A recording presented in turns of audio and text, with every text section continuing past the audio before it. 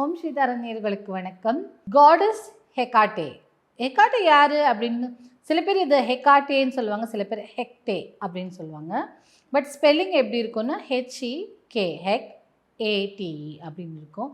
So goddess ஹெக்காட்டேன்னு நிறைய பேர் சொல்லுவாங்க. இந்த காடஸ் ஹெக்காட்டே யார் அப்படின்னா, இது மேலை நாடுகள், என்ன மேலை நாடுகள்னால் நிறைய கிரீஸ் கேள்விப்பட்டிருப்பீங்க இல்லையா?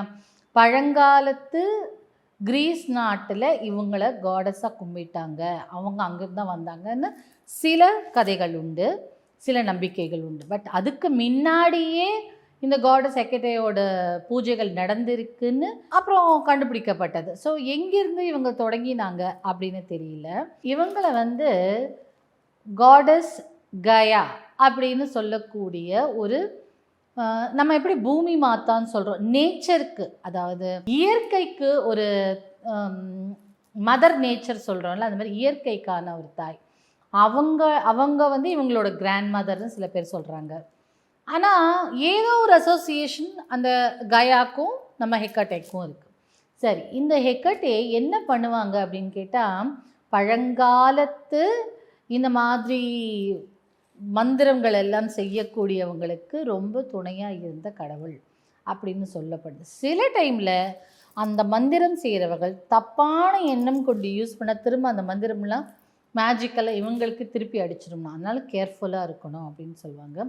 சில பேர் இவங்க இந்த மந்திரம் தந்திரத்துக்கான தேவதைன்னு சொல்கிறாங்க. சில பேர் என்ன சொல்லுவாங்க, அவங்கள மாதிரி கொடுக்குற தெய்வம் இல்லைன்னு. ஸோ இவங்களை நம்ம எப்படின்னா, மேலை நாடுகளில் இந்த வைன் வச்சு கும்பிட்றது ஒரு பழக்கமாக இருக்கும் தேவதைகளுக்கு. ஸோ அந்த மாதிரி வைனை அவங்க ஆஃபர் பண்ணுவாங்க. ஏன்னா அது திராட்சையிலேருந்து எடுத்த பியூரஸ்ட் ஃபார்ம் ஆஃப் வைனாக இருக்கும். அதனால் திராட்சை ரசம் வைப்பாங்க. நம்மளே திராட்சை ரசம் தயாரிப்போம்னா அதை வைக்கலாம் இந்த தேவதைக்கு. அதே மாதிரி வீட்டில் பூஜை அறையில் இந்த அம்மாவை வச்சு வணங்கக்கூடாது. பூஜை அறையை வெளியில் வச்சு வணங்கலாம். வைன் வச்சு வணங்கலாம். வைனுன்னா நீங்களே வீட்டில் ப்ரிப்பேர் பண்ண வைனாக இருந்தால் பெட்டர்.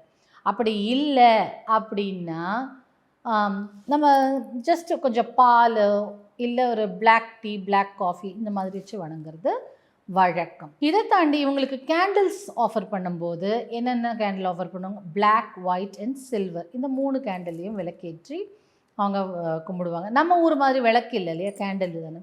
ஸோ அது அவங்கவுங்க ஸ்டைல். இல்லை எனக்கு இந்த ரிச்சுவல்லாம் வராது அப்படின்ன பட்சத்தில் இந்த தேவதையை கிராஸ் ரோட் தேவதை அப்படி சொல்லுவாங்க. கிராஸ் ரோட்னா என்ன, நம்ம முச்சந்தி 4 ரோடுக்கு சேர்றது கூட் ரோடு அப்படின்லாம் சொல்கிறோம்ல, அந்த இடத்துக்கான தேவதை. அப்போது இந்த தேவதை நல்லதும் செய்யலாம் கெட்டதும் செய்யலாங்கிற ஒரு நம்பிக்கை இருக்குது. பட் தூய்மையான எண்ணத்தோடு கேட்டால் கொடுப்பார்கள். இவங்களுக்கு மந்திரமோ பெருசாக இதுவோ தேவையில்லை.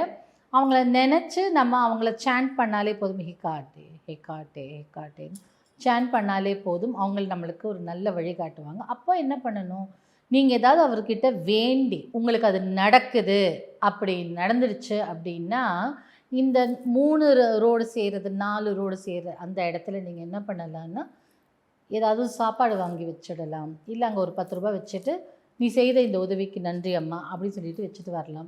வீட்டிலலாம் வச்சா எனக்கு பயமாக இருக்குது அப்படின்னா நீங்கள் இந்த வேலையை செய்யலாம். ஸோ இந்த தேவதையை மேலை நாடுகளில் நிறைய மந்திர தந்திரகாரர்கள் யூஸ் பண்ணதுனால சாமானிய மனிதர்கள் யூஸ் பண்ணுறதுக்கு பயந்தாங்க. பட் அப்படியெல்லாம் ஒரு கொடூர தேவதையெல்லாம் கிடையாது, ரொம்ப நல்ல தேவதை தான். ஸோ அதனால் நம்ம இப்படி இருக்குது அப்படி இருக்குன்னு நினைக்கும் பட்சத்தில் நீங்கள் மனசார வேண்டிக்கோங்க. வேண்டிக்கிட்டு இந்த ரோடு எங்கே ஜாயின் ஆகுதோ அங்கே போய் அவங்களுக்கு வச்சிடலாம். இல்லை அங்கே ஒரு கேண்டில் ஏற்றி நான் வழிபடுறேன்னா கேண்டில் ஏற்றி வழிபடுங்க, ஒன்றும் தப்பு கிடையாது. அவங்களுக்கு நீங்கள் எதாவது கொடுக்கணும், ஆஃபர் கொடுக்கணும், பழங்கள் கொடுக்கணும் அப்படின்னா அந்த ரோட்டு முனையில் அந்த பிளாட்ஃபார்ம்லேயோ எங்கேயோ, இல்லை அங்கே யாராவது உட்காந்துருந்தா அவங்களுக்கு கொடுத்துட்டு வந்துடுங்க. ஸோ சம்டைம்ஸ் சில உருவில் கூட வாங்குவேன். ஈவன் மாடு நாயின் தலை கொண்டு கூட சம்டைம்ஸ் வருவாங்க. ஸோ அதனால் அங்கே ஏதாவது ஒரு மாடு ஏதாவது ஒரு விலங்கினம் இருந்தால் அதற்கும் நம்ம ஏதாவது ஒன்று கொடுத்துட்டு வந்தால் அது போதும். கரெக்டாக அந்த 3 ரோடு ஜாயின்லையோ 4 ரோடு ஜாயின்ட்லையோ இருந்ததுன்னா நீங்கள் அங்கே கொடுத்துருங்க. ஸோ நான் அவங்களுக்கு தெரிஞ்சிடும் இவங்க நம்மளுக்கு தான் நன்றி சொல்ல வராங்கன்னு. ஏதாவது ஒரு வகையில் வாங்கிட்டு போவாங்க. ட்ரை பண்ணி பாருங்கள். காடஸ் ஹெக்காட்டே இன்னும் நிறைய கதை இருக்குது, இவங்களை எப்படி இன்வோக் பண்ணுறது, என்ன பண்ணுறதுன்னு. உங்களுக்கு இன்ட்ரெஸ்ட் இருந்தால் இன்னும் பெருசாக இதை பற்றி பேசலாம். பட் உடனடியாக நடத்தி கொடுப்பாங்க. நம்ம எதாவது வேண்டிக்கிட்டால் வெறும் ஹிகாட்டே ஹிகாட்டேன்னு நீங்கள் சேன் பண்ணாலே போதும். காடஸ் ஹெக்காட்டே.